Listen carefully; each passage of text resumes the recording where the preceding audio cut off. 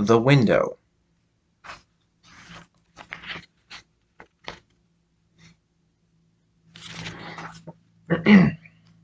Margaret and her brothers, Paul and David, shared a small house on top of a hill just outside the village. It was so warm one summer's night that Margaret could not sleep. She sat up in bed in the darkness of her room, watching the moon move across the sky. Suddenly something caught her eye.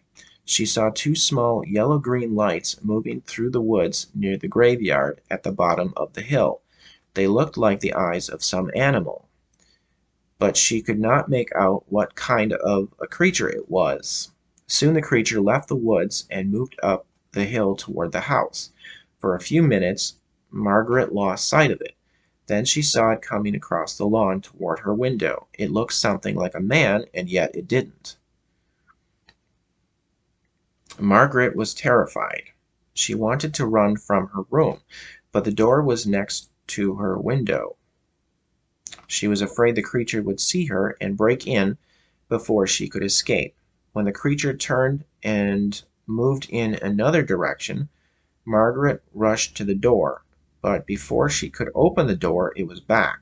Margaret found herself staring through the window at a shrunken face like that of a mummy. Its yellow-green eyes gleamed like a cat's eyes. She wanted to scream, but she was so frightened that she could not make a sound. The creature broke the window glass, unlocked the window, and crawled inside. Margaret tried to flee, but the creature caught her. It twisted its long, bony fingers into her hair, pulled back her head, and sank its teeth into her throat.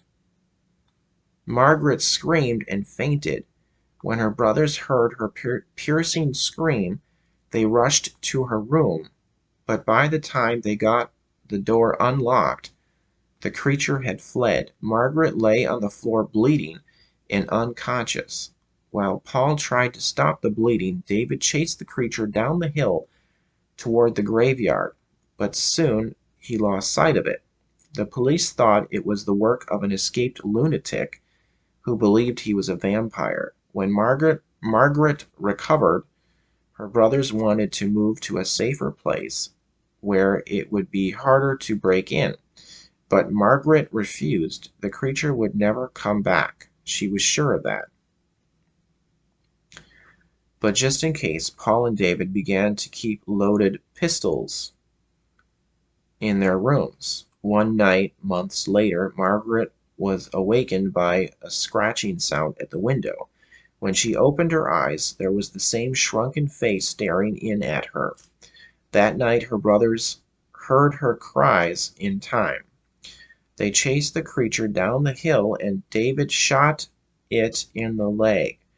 But the creature managed to scramble over the graveyard wall and disappeared near an old burial vault. The next day Margaret and her brothers watched as the sexton of the church opened the burial vault. Inside was a horrifying scene. Broken coffins, bones, and rotting flesh were scattered all over the floor. Only one coffin had not been disturbed. When the sexton opened it, there lay the creature with the shrunken face that had attacked Margaret. The telltale bullet was in its leg.